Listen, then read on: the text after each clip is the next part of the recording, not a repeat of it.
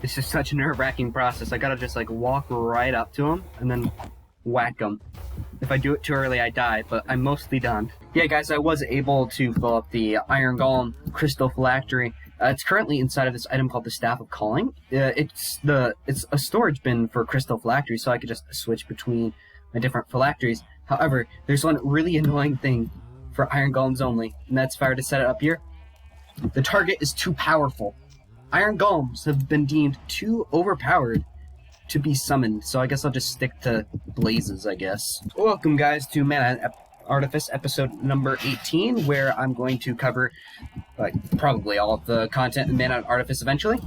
And today, I'm actually going to be basing quite a bit of my content off of some viewer recommendations. So one viewer who, unfortunately, I could not understand I can't read the name because it's in Chinese characters, and another viewer named Alpha95, he or she recommended doing one spell and one piece of equipment per episode, so I'm going to try to do that a little bit.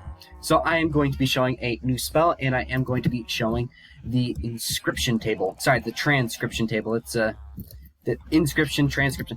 The difference being that the transcription table, you create a spell in the Book of Rote, and then you copy it onto an existing scroll. So that is what I'm going to be doing today.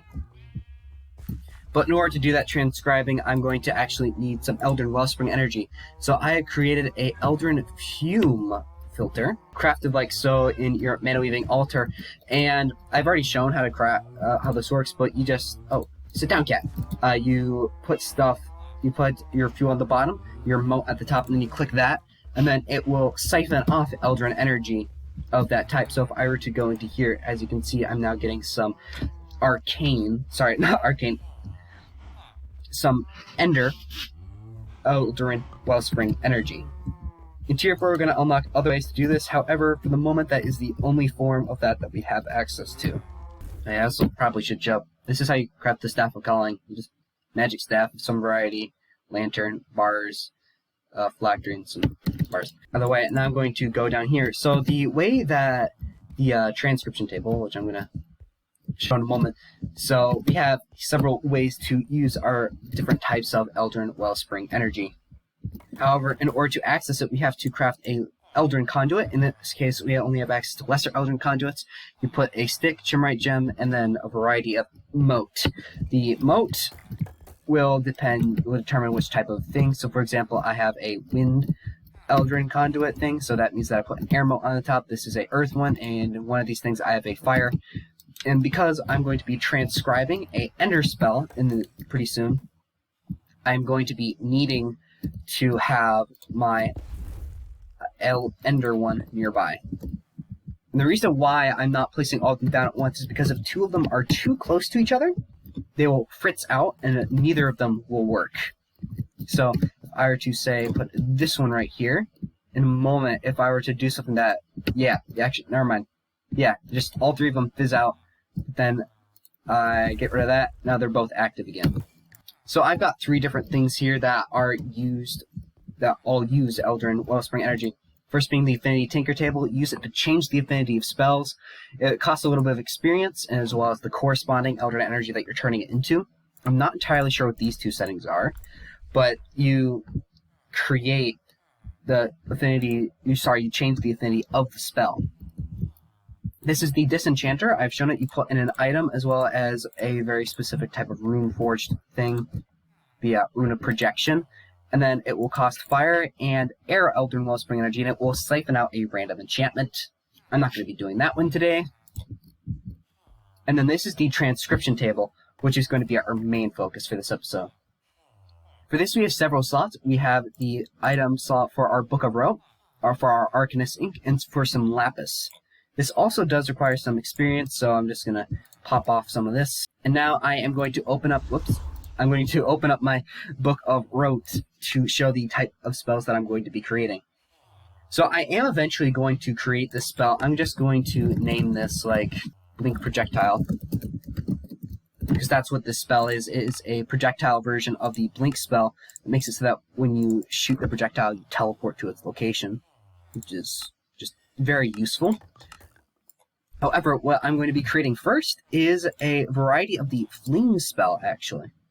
But I'm going to be giving it the slow fall component as well, because I created that and I made it rote, so I'm going to show it with this like super awesome wind thing, because the Fling with slow fall is overpowered. So I have my spell selected. It is Fling 2.0. I have it selected. I'm going to put it into here. And as you can see, there is this other slot, and sorry, this slot in the middle rather. And that is actually going to be something I'm going to be needing to grab other items from upstairs, because I forgot to grab it on the way down. Okay, so I've gone downstairs and grabbed a handful of items. Hopefully by the time I completed that, the rest of this is done operating. So we have our Fling spell. So I am going to put in a piece of vellum, and now what will happen, assuming that I actually put this close enough. Okay, yeah, I accidentally did not have enough lapis lazuli in here, so make sure that you've got plenty of lapis. But, so I have the Fling spell, I have the Arcanist ink, and I have the lapis, and I'm going to click on it here, and it will determine, yep, we have access to our wind energy, and it will fill up. And now we have the Fling 2.0 spell. And if I were to apparently reselect that, now I can open up this menu and hold up. Oh, okay, that's interesting. So this has the slow falling effect attached to it, but it doesn't actually show it. Yeah, I accidentally damaged myself flying around a little bit, but yeah, this is what the Fling spell is like with the slow fall. It is significantly more powerful.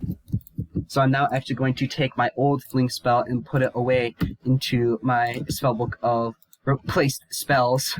So yeah, that is the Fling spell, but now I'm going to put in this blink projectile thing, and I actually am going to be needing a little bit of this Ender conduit energy. I'm going to have to put in the vellum, and as you guys can see, it says that we're good, and it will drain down. I don't know if enough of it has drained into... Yeah, we don't have access to enough of the Ender energy, so it'll just continue to fill up until it is done with that process.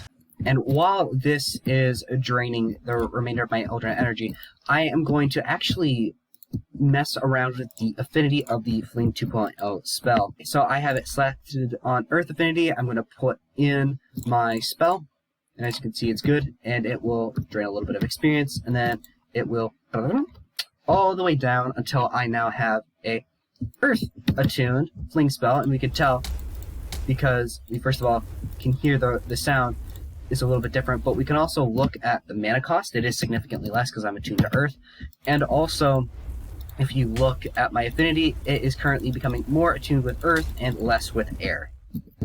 I had to attune to air briefly in order to make this slow fall spell become rote, but I now have the Fling slow fall combination, and now I have it in there. So that's pretty much all the current uses of Eldrin Wellspring Energy we have. It's become significantly more useful in this version than previous ones. As previous versions, you'd only use it to craft the greater motes, your faction armor, and I believe the horns. No, never mind, you do not use it to craft the horns. Oh, yeah, the diamond tier stuff. Yep, a bunch of tier 4 and tier 5 items that are super expensive, but mostly the greater motes and faction armor, because that's what actually matters. But yeah, that is Eldrin Wellspring at tier 3. However, there are other uses for Eldrin Wellspring Energy. Well, actually, in modern versions as well. Because we have access to elemental sentries, each one has a different attunement. So this is like wind, etc. As you can see, the difference is the rune associated with them. And these guys will passively drain Eldrin Wellspring Energy to protect an area. And they each have different effects, like fire, Eldrin, just like demolish stuff and whatnot. And so just each different sentry has a different effect, and that makes Eldrin Wellsprings even more useful. In other words, the moment we get to tier 4, we're going to be going on like a hunt for all of the Wellsprings nearby. And actually, while I am ranting about Eldrin Wellsprings, I probably should tell you guys what they actually do. So what Eldrin Wellsprings are is that they are like essentially pillars of energy formed in the world. And around them, you build these things called Eldrin prisms, I believe. And what they will do is that they will capture the energy and put it into our like Eldrin energy network the thing that's being drained of all of our Ender energy right now. And those Eldrin Wellsprings have infinite energy in them, so it's kind of just like passive source of Eldrin Wellspring energy, although I believe it does cap at like 1,000 energy. I haven't tested it yet, but that would stand to reason. And actually, we now have our projectile spell done.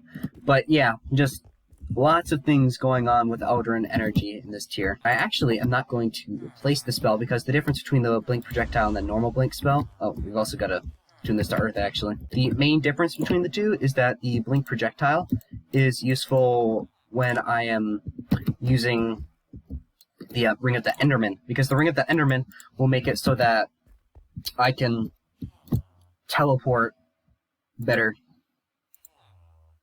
using the thing.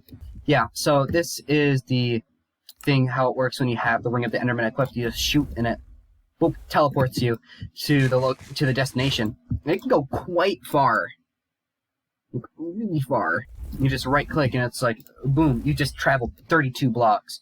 So I just made a lot of progress. We just made a lot of progress in regards to transportation because I can teleport.